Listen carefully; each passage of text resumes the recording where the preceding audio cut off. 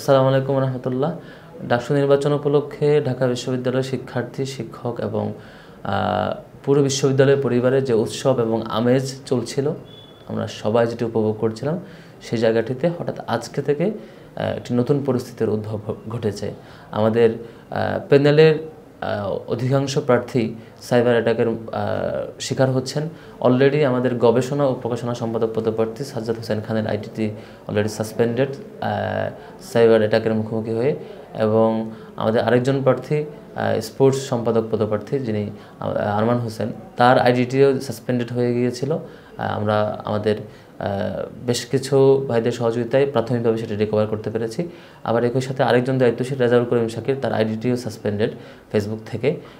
এবং আমরা লক্ষ্য করেছি এই আইডিগুলো সাইবার অ্যাটাকের আক্রমণের শিকার হওয়ার পরে বেশ কিছু পেজ থেকে যারা দাবি করছেন তারা এখানে অ্যাটাক করেছেন এবং তারা সেটি সফল হয়েছে বলে দাবি করছেন, যেটি আমাদের জন্য খুবই উৎকণ্ঠার, উদ্বেগের। যে রাষ্ট্র এবং প্রশাসন ডাকসুর মতো একটি গুরুত্বপূর্ণ জায়গায় তার প্রার্থীদের তথ্যের প্রাইভেসি এবং সোশ্যাল মিডিয়া অ্যাকাউন্টের নিরাপত্তার জায়গাটিকে ঠিকঠাক দিতে পারেনি।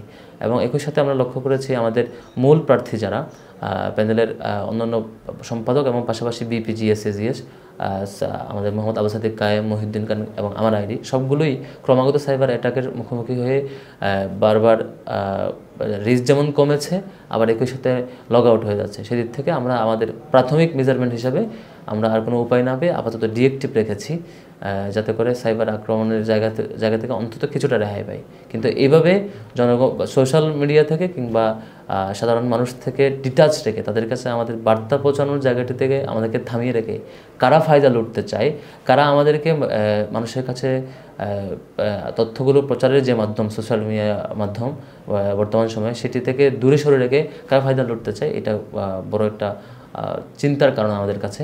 আমরা মনে করি ঢাকা বিশ্ববিদ্যালয়ের শিক্ষার্থীরা এই সামগ্রিক যে তৎপরতা, সাইবার ওয়ার্ল্ডে যে পরিমাণ আক্রমণ এবং আমাদেরকে ভিকটিম করা হচ্ছে প্রার্থীদেরকে, এ ব্যাপারে ঢাকা বিশ্ববিদ্যালয়ের শিক্ষার্থীরা সঠিক বিবেচনা করবে এবং বিবেচনার মধ্য দিয়ে আগামীকাল 9 তারিখ তাদের ডাকসুতে অংশগ্রহণের মধ্য দিয়ে, ডাকসু নির্বাচনে তাদের স্বতঃস্ফূর্ত অংশগ্রহণ করার মধ্য দিয়ে যারা ডাকসুকে বানচাল করতে চায়, যারা ডাকসুতে একটা অস্থিতিশীল পরিবেশ তৈরি করতে চায়, তাদেরকে সঠিক জবাব দেবে।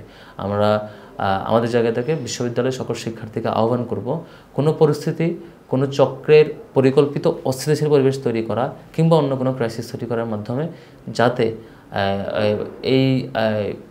যাতে আমরা আগ্রহ হারিয়ে না ফেলি, বরং যে পরিস্থিতি আসুক না কেন, যে ধরনের পরিবেশ তৈরি করতে চাক না কেন, যেরকমই ষড়যন্ত্র করুক না কেন, আমাদের ঢাকা বিশ্ববিদ্যালয়ের শিক্ষার্থীরা প্রত্যেকে যার যার জায়গা থেকে যাতে নির্দিষ্ট বুথে এসে নির্বাচনে অংশগ্রহণ করে এবং যার যার মতামত ব্যক্ত করে, সেই অনুরোধ করব বিশ্ববিদ্যালয়ের শিক্ষার্থীদের প্রতি।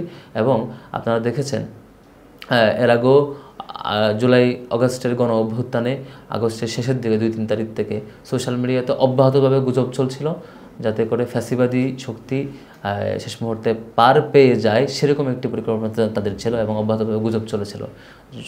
ছাত্র জনতা সেই সময়টাতে কোনো গুজবে কান না দিয়ে এবং কোনো ধরনের প্রপাগান্ডায় কান না দিয়ে তাদের রায় এবং গণ অভ্যুত্থানে অংশগ্রহণ জারি রেখেছিল। ঠিক এই ডাকসুতে শিক্ষার্থীদের আগ্রহকে দমন করবার জন্য, ডাকসুকে বানচাল করবার জন্য নানা অপচেষ্টা, নানা তৎপরতা, অপতৎপরতা কিংবা অপপ্রচার, সিন্ডিকেটেড প্রপাগান্ডা সব কিছুই চলছে।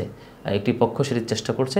আমাদের দিক থেকে সকল শিক্ষার্থীর প্রতি বিনীত অনুরোধ থাকবে এই ধরনের